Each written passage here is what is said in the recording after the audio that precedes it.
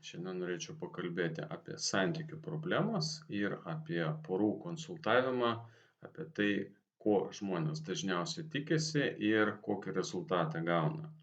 Taigi į porų konsultaciją dažniausiai ateina dviese ir kiekvienas iš dalyvių dažniausiai galvoja, kad su juo asmeniškai viskas yra gerai, galbūt jis turi kažkokių nedidelių problemų, bet iš esmės yra problemos arba su partneriu, sutuoktiniu, arba su bendrai jų komunikavimu. Dažnai žmonės prašo patarimų, galbūt jiem reikėtų kažkaip kitaip bendraut, kažkaip kitaip pasakyt, galbūt įvest kažkokias tai rutinas tokias, formas pakeisti, tokių patarimų nemažai populiariojoje psichologijoje galima surasti. Va. Ir dažniausiai mes pradedam kalbėt ir išryškėja toks vaizdas. Tai yra būna tipinės problemos. Pavyzdžiui, vienas iš partnerių dažniausiai jaučia susierzinimą, pyktį, jį erzina kažkokie dalykai. Tai būna pasikartojantis dalykai, ne vienkartiniai, o kita pusė dažniausiai jaučiasi kalta, patiria nuoskaudą ir užsidaro, ne. Kaip rezultatas ateina taip vadinami nekalbadieniai, toks lietuviškas kabutėse sprendimas santykiam, ane. Tada kažkiek tai pora atlyžta, bando šnekėtis, lyg ir santykiai išsilygina ir po to vėl kartojasi analogiška situacija. Taigi, kaip jau supratote, kad būna tam tikri pasikartojantys dalykai kiekvienoj poroj, tai yra sisteminės problemos arba tam tikros destruktyvios programos ir į jas žmonės ateina per savo individualų reagavimą, ane. Tai tas pavyzdys, kurį paminėjau, yra labai labai dažnai pasikartojantis, tai yra dalis žmonių turi polinkį į nuolatinį susierzinimą. Susierzinimą, pyktį, juos dažnai viskas kabina, a, o kita pusė bando prie jų kažkaip tai prisiderint, apeiti tuos pykčius, bet nepavyksta. Tada tas, kuris susierzina, dažniausiai pasako kažką nemalonaus, skausmingo ir tas, kuris turi polinkį įsižeist, jisai patiria stiprią nuoskaudą ir užsidaro. Taigi vaizdinys, kurį pora išsineša iš porų konsultacijos, būna kiek kitoks negu jų lūkestis atėjus. Taigi iš tikrųjų darbas poroje jis yra būtinas, bet pirmiausia, žmonės sužino apie savo asmenines būdo problemas. Tai yra savo kažkokį destruktyvų reagavimą. Tada kyla klausimas, ar tas destruktyvus reagavimas pas abu poros dalyvius, abu sutuoktinius būna vienodai pasidalinęs.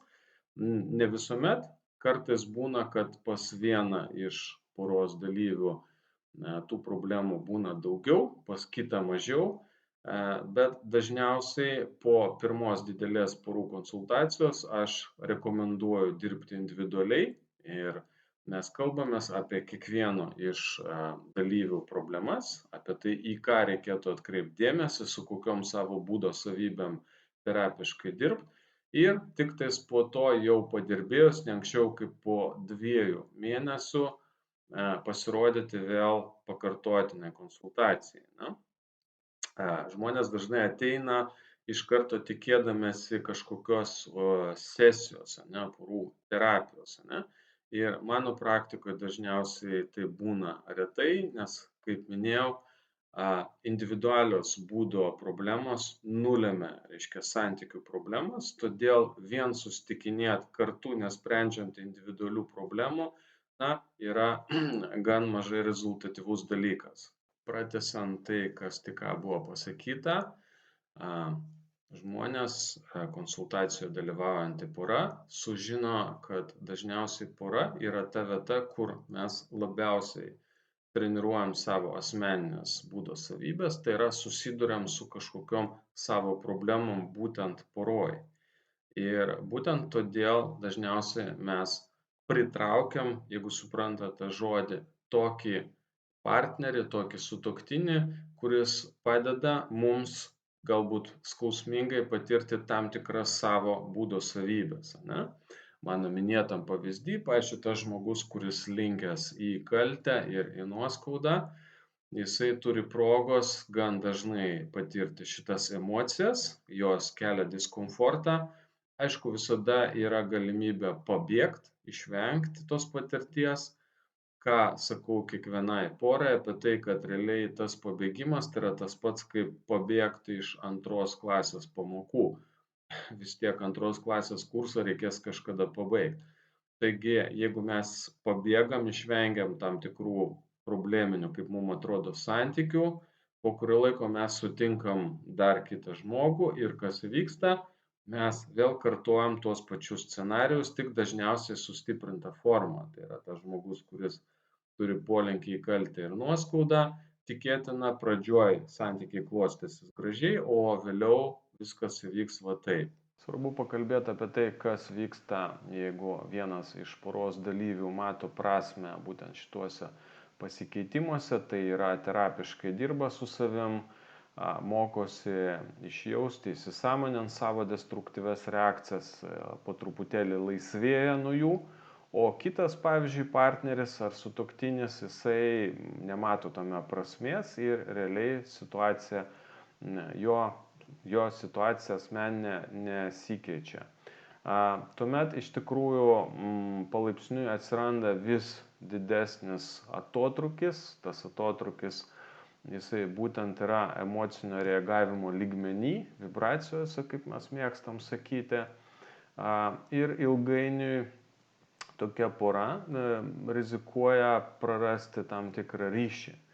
Ir mano terapiniai praktikoje taip yra buvę, kai, sakykime, du žmonės ateina panašiam energetiniam lygmenį, tačiau vienas žmogus stengiasi pagerinti tą lygį, dirba su savim, o kitas žmogus atvirkščiai net ir kažkiek degraduoja, jisai kritikuoja šitą terapiją, jisai nemato joje prasmės. Ir tuomet šitas didelis atotrūkis, jisai nulemia anksčiau ar vėliau išsiskyrimą. Ir tai yra toksai gan liūdnas scenarius ir iš tikrųjų ne tokia baigtis turėtų būti. Baigtis turėtų būti, kai abu išsilaisvina iš savo destruktyvių savybių ir pereina į kitą, žymiai aukštesnį bendravimo lygį, kuriame nėra nuolatinių priekaištų, nėra kandžiojimusi, nėra nuolatinio priekaištavimo ar kritikos. Toks yra porų terapijos tikslas.